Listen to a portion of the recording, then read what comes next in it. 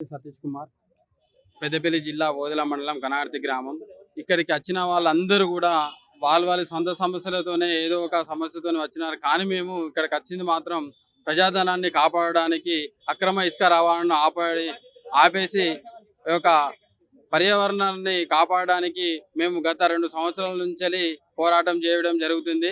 గత ప్రభుత్వం డిజిలేషన్ పేరిట చెక్ డ్యాములు కట్టకుండానే ఇసుక క్వారీలను నిర్వహించి 3 జిల్లాల రైతాంగాన్ని, పెద్దపల్లి మరియు కరీంనగర్, భూపాలపల్లి జిల్లా రైతాంగాన్ని మొత్తం కూడా నీరు లేకుండా మానేరులో మొత్తం నీరు కూడా ఎండిపోయేటట్టు ఇసుక మొత్తం తీసి అక్రమంగా ఇసుక రవాణా చేయడం జరుగుతుంది.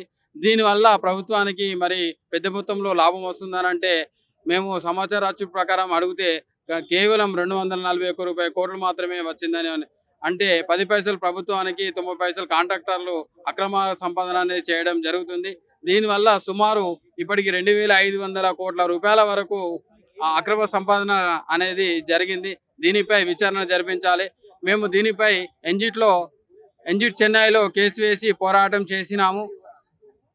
అదే క్రమంలో రేవంత్ రెడ్డి గారు పాదయాత్రలో భాగంగా మా మండలానికి విచ్చేసి ఇసుక క్వారీపై నిలబడి ఈ యొక్క ఇసుక క్వారీ రీచ్లను పరిశీలించి ఈ యొక్క రైతాంగానికి జరిగిన నష్టాన్ని నేను ప్రభుత్వం రాగానే వెంటనే ఈ యొక్క ఇసుక క్వారీలను రద్దు చేసి రైతాంగాన్ని కాపాడుతానని హామీ ఇచ్చారు.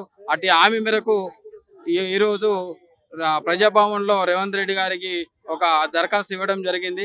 వెంటనే ఆ దరఖాస్తును పరిశీలించి ఈ యొక్క అవినీతిగా ఇసుక రవాణా చేస్తున్న కాంట్రాక్టర్లపై చర్య తీసుకొని అవినీతిని ఆపాలని చెప్పేసి రేవంత్ రెడ్డి గారిని కోరడం జరుగుతుంది.